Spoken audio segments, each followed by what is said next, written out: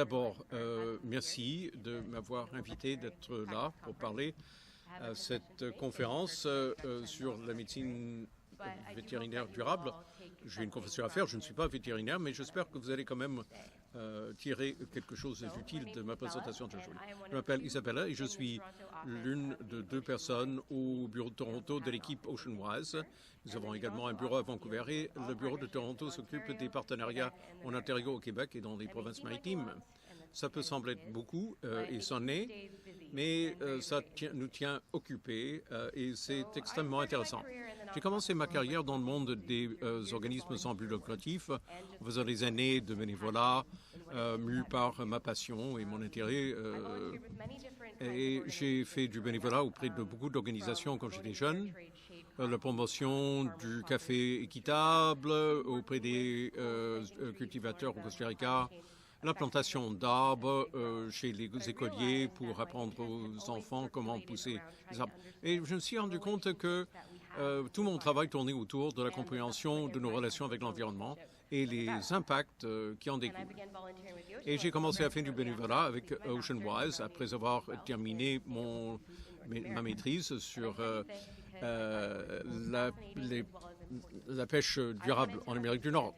Je voulais comprendre comment une des chaînes d'approvisionnement les plus complexes sur la planète, ou avec des milliers de ports, des frontières internationales qui récoltent, transforment, c'est une ressource protéinique très importante dont beaucoup de pauvres dans le monde dépendent, surtout dans les communautés côtières. Alors, je voulais comprendre les interactions. Alors, les océans, nos rapports avec les océans et notre dépendance vis-à-vis des océans pour notre survie doivent être mieux compris. Et c'est pour ça que je suis content de vous parler aujourd'hui, mais je suis surtout là aujourd'hui pour vous raconter une histoire de ces relations, les gagne-pains, des tendances et nos impacts sur l'environnement. Mais pour tout vous dire, c'est une histoire à propos des aliments, de la nourriture. Ce que vous voyez ici est un gooseneck barnacle. Si vous êtes on en voit beaucoup dans les bassins au bord de l'océan.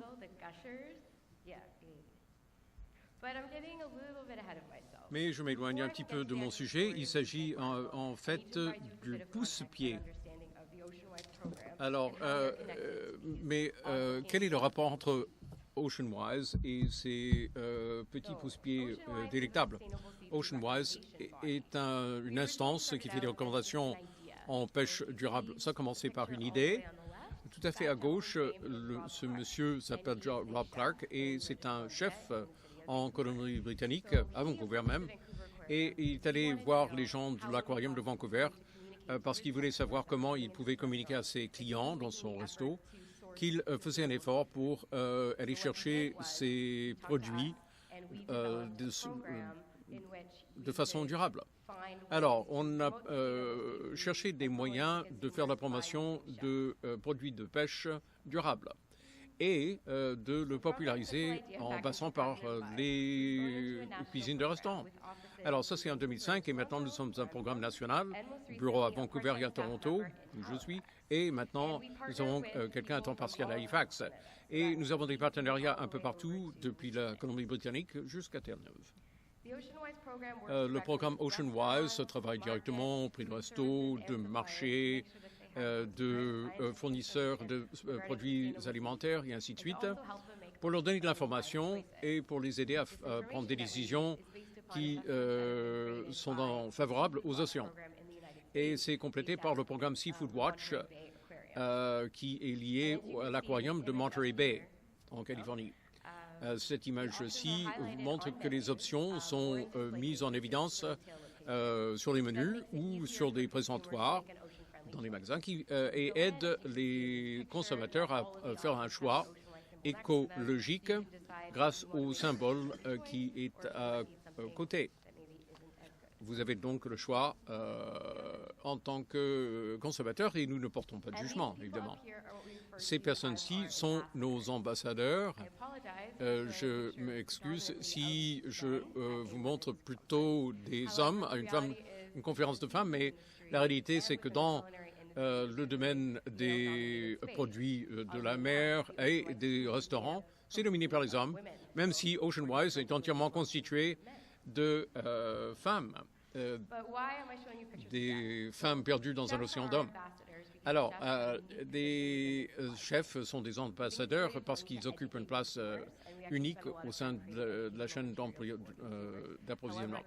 Nous préparons du matériel pour les consommateurs, mais à un autre niveau, les chefs peuvent influer sur les tendances alimentaires, mais aussi de proposer des options à leurs clients. Si un chef le veut, ils peuvent avoir un partenariat avec nous et aller chercher tout de sources durables, ce qui fait qu'ils font le choix eux-mêmes au nom de leurs clients.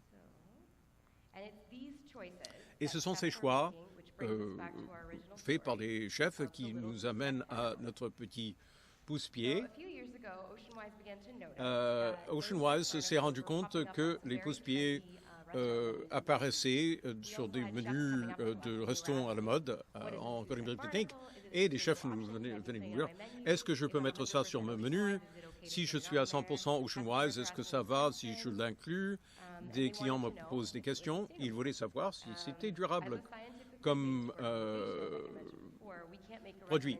Alors, nous ne pouvons pas faire de recommandations sans une étude sur une pêche particulière. Et le pousse-pied se pêche à une très petite échelle et il n'y avait pas eu d'évaluation à ce moment-là. Alors, ça se fait dans le détroit Cockwood en Colombie-Britannique et il n'y a qu'une communauté autochtone qui les pêche. Très difficile donc d'avoir des données. Contrairement à la pêche du thon du Pacifique qui représente 3 millions de tonnes. Le pousse-pied représente 4000 kilos seulement par année.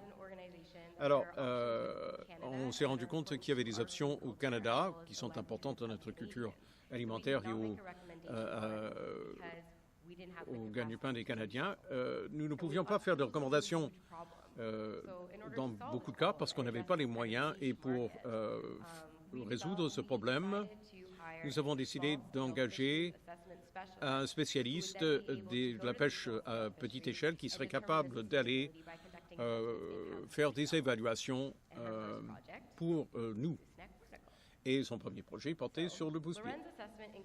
Et l'évaluation de Loren portait sur 47 rochers où ces pousse-pieds s'attachaient. Ce qui est intéressant dans cette pêche, c'est que les gens doivent connaître l'espace. C'est assez dangereux. Il y a des rochers côtiers et il faut comprendre le mouvement des marées. Alors, quand le marée descend, ils peuvent aller dans leur bateau, grimper sur les rochers et avec des outils, ils retirent les pousse-pieds à la main autant qu'ils peuvent avant la montée de la marée. Alors, comme c'est une récolte à la main et très sélective et qu'il y a un bon plan de gestion, on considère la récolte du pousse-pied comme étant une option OceanWise et on ne s'est pas arrêté là. Depuis qu'on a engagé Maren, que notre spécialiste de la pêche à pied, on a évalué les crevettes de Chewbacca Bay et l'ombre de l'Arctique de Cambridge Bay ou Nunavut, pour n'en citer que deux. Et on cherche d'autres pêches à petite échelle parce qu'on veut assurer un plus grand accès à des produits écologiques. Alors, les concombres de mer sont populaires dans les communautés asiatiques, donc on veut étudier, et les whelks du golfe du Bourgault, du golfe du Saint-Laurent.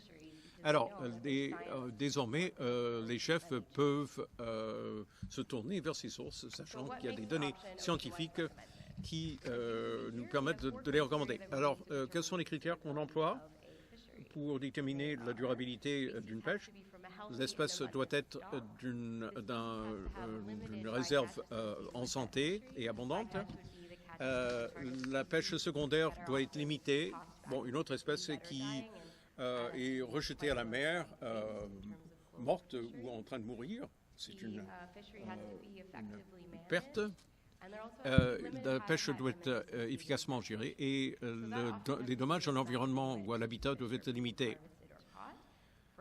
Alors, par exemple, si vous allez utiliser un chalutier de fond qui gratte et détruit le fond marin, ce qui est terrible comme conséquence pour presque toutes les espèces de poissons. Alors, nous avons des critères en aquaculture aussi, mais je ne les aborderai pas faute de temps. Mais souvent, on pense que l'aquaculture n'est pas durable. L'aquaculture produit 50% des poissons que nous mangeons à l'échelle mondiale. Si vous avez mangé du poisson cette semaine, de bonnes chances que ce soit un produit d'aquaculture. Mais c'est la façon de produire qui détermine sa durabilité. Par exemple, il y a beaucoup de bonnes technologies qui sortent.